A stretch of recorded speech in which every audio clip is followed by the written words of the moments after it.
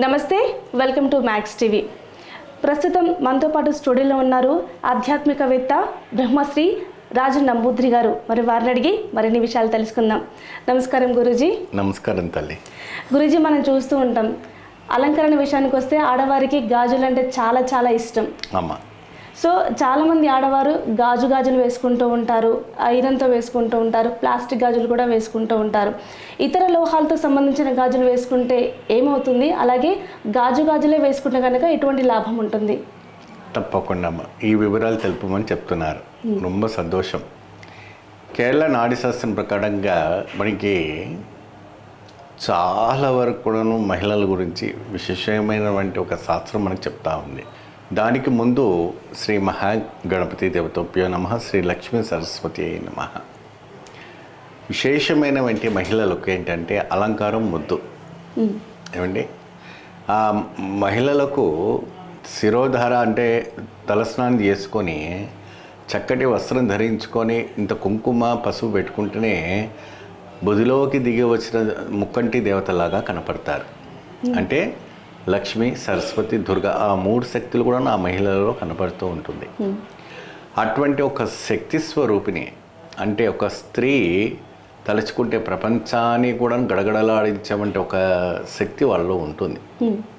మనము పురాణాలు చూసుకుంటే సత్య అనసూయ కావచ్చు, మరి ఝాన్సీ లక్ష్మీబాయి కావచ్చు, ఇంకెంతెంతో మంది కూడా మహిళలందరూ కూడాను మన భారతదేశాన్ని కాపాడడం కోసం విశ్వనారిగా రూపం అంటే ఒక శక్తి స్వరూపంగా అవతారం ఎత్తడం అంటే ఒక పుణ్యభూమి, దేవభూమి మన ఒక భారతదేశం.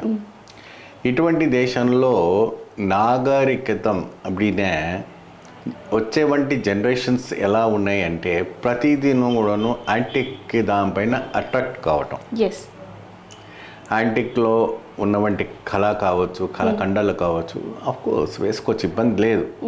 కానీ దాన్ని నిత్యంగా ధరించుకోవడం అంటే లోహానికి సంబంధించిన వంటి నా చేతికి వేసుకోవడం. మహిళల చేతుల్లో ఒక ఆది, ఒక నాడి అని రెండు శక్తులు ఉంటాయి. ఆది, నాడి. వారు పెట్టేవంటి అన్నంలో కానీ, వారు పెట్టేవంటి వడ్డించడంలో కానీ, వాళ్ళు పెట్టేవంటి ప్రసాదంలో కానీ, వారు ఏ విధానమైనటువంటి బ్లెస్సింగ్స్ ఇచ్చినా, ఏ వర్క్ చేసినా కూడా ఇతరులకు పాజిటివ్ ఎనర్జీ రావటం జరుగుతుంది. ఎందుకు అప్పుడే వాళ్ళలో ఉన్నవంటి ఋతుస్రావణ ప్రతి నెల వస్తూ ఉంటుంది. కాబట్టి వాళ్ళ ఒక బ్లడ్ సర్క్యులేషన్స్లో ఒక దైవిక్యమైనటువంటి ఒక కళ ఉంటుంది, ఒక అద్భుతమైనటువంటి ఒక శక్తి ఉంటుంది. కాబట్టి వాళ్ళకి ఎప్పుడైనా పెళ్ళి అయిన వాళ్ళు కావచ్చు, పెళ్ళి కాని వాళ్ళు కావచ్చు, గాజులు ధరించబడలేను. దానివల్ల అద్భుతమైనటువంటి ఒక శక్తి రావటం అనేది జరుగుతుంది. బంగారు గాజులు ఉన్నవాళ్ళు వేసుకుంటారు, లేని వాళ్ళ పరిస్థితి ఏంటి? వాళ్ళకి విశేషమైనటువంటి ఒక ప్రభావం వల్ల ఎక్కువ శాతం మీరు చూస్తూ ఉంటారు. అమ్మవారి గుళ్ళో ఎప్పుడైనా కూడా ప్లాస్టిక్ గాజులు కానీ, ఇనుప గాజులు కానీ ధరించడం చూసారా? లేదు గురుగారు. ఎప్పుడైనా ఎరుపు కానీ, పసుపు కానీ, మరి అనేక రకమైనటువంటి రంగులతో కూరుకున్నటువంటి గాజులు మాత్రమే విగ్రహాలకి ధరిస్తూ ఉంటారు. గాజుల అలంకారం చేస్తుంటారు. ఎందుకు అప్పుడే ఆ అమ్మవారిలో ఉన్నటువంటి ఒక శక్తి వైబ్రేషన్స్ ఆ గాజులోకి వస్తుంది. గాజు అంటే ద గ్లాస్ గాజుకి.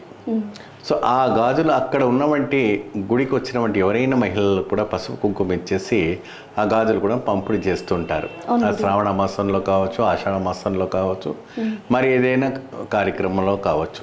కొంతమంది కొన్ని కార్యక్రమాలు ఇంట్లో పెట్టుకుని ఉంటారు, ముత్తైదులకు గాజులు వేస్తుంటారు. సో అది ఇచ్చేటప్పుడు ఐరన్ గాజులు ఇవ్వరు, మరి ఇంకా ఇతర లోహాలకు సంబంధించిన వారు గాజులు కాసి ఇస్తారు. అందుకే ఎప్పుడైనా ఎంతటి వజ్ర వైదూర్యమైన వంటి గాజులు వేసుకునేటప్పటికి కూడాను రెండు గాజులైనా కూడా గాజులు వేసుకోవాలి அப்படின்னு ఒక సామెత ఉంది. దానివల్ల ఆ చప్పుడుకు దరిద్ర దేవత పోతుంది. ఏం పోతుందమ్మా? దరిద్ర దేవ పోతుంది. దానికి ఇంకోటి ఏంటంటే స్త్రీలకు మెట్టి ధరించడం వల్ల, వివాహం అయిపోయిన తర్వాత మెట్టి ధరిస్తారు, దానివల్ల తనలో ఉన్నటువంటి అహం అనేది అహించిపోయి భర్తకు తానే ఒక దైవంగా భావించే వంటి ఒక స్త్రీ మన భారత భూమి ప్రత్యక్ష దైవం. దైవం తర్వాత ముందు ప్రత్యక్ష దైవం ఎవరు అంటే భర్త. భర్తనే. ఆ భర్తను పూజించేటువంటి ఒక ఇది విధి విధానము మన భారతదేశంలో ఉంది. కాబట్టి దీనికి కూడాను ఒక మెట్టి వేసుకుంటే ఏమవుతుంది, తనలో ఉన్న అహం అరిగి ఒక జ్ఞానం అనేది పెరుగుతూ ఉంటుంది, తనలో అద్భుతమైనటువంటి ఒక శక్తి పెరుగుతుంది. ఆ ఒక మెట్టి ఒక నాడి నుంచి కూడా ఆ శరీరంలో ఉన్నటువంటి రక్తనాళాలన్నీ కూడా రోగ నిబద్ధనమైపోయి పెళ్ళి కాయాలని తర్వాత పెళ్ళైన తర్వాత ఆ వాళ్ళలో విశేషమైనటువంటి ఒక యాక్టివ్నెస్ పెరుగుతుంది. ఓకే. మన కుటుంబం అప్పుడే అంతటి ఒక అద్భుతమైనటువంటిది ఆ మెట్టు ఒక ప్రభావం అనేది కనపడుతూ ఉంటుంది. సో ఈ రకంగా గాజుల్లో కూడాను మీరు విశేషంగా నీలంతో కానీ, నల్ల గాజులు కానీ, పలికిపోయిన గాజులు కానీ, మరి ఏదైనా కూడా దిశలో ఉన్నటువంటి గాజులు ధరించరాదు. ఓకే. మహిళలు ఎవరైనా కూడా ఆకుపచ్చ రంగు కానీ, పసుపచ్చ రంగు కానీ, ఎరుపు రంగు కానీ, లేదంటే ఇతర బ్రౌన్ అటువంటి ధరించవచ్చు, కానీ నీలము బ్లాక్ ధరించరాదు. ఓకే. అదేంటంటే శని కుశేతము కాబట్టి నలుపు రంగులు ధరించరాదు. కొంతమంది ఏంటంటే black sari, black bangles, black necklace అని వేస్తూ ఉంటారు. అది ఒక నిమిషం పాటుకి ఏదో బాగుంటుంది, కానీ నిత్యంగా అదే ధరించుకొని ఉండాలని ఏదే రూల్ లేదు. ఓకే.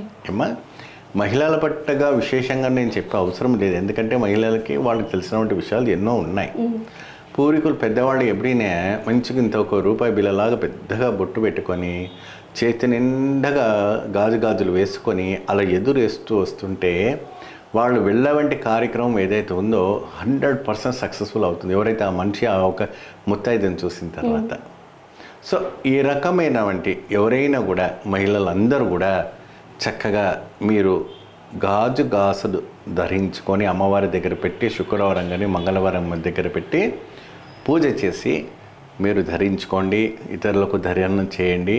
చాలా వరకు కూడా మీకు శుభ ఫలితం లభిస్తుంది, మంచి శుభయోగం కనపడుతుంది. థ్యాంక్ యూ సో మచ్ గురూజీ. గాజుల వల్ల మహిళలకు ఎటువంటి లాభం ఉంటుందో మాకు తెలియజేశారు. ధన్యవాదాలు. నమస్కారం.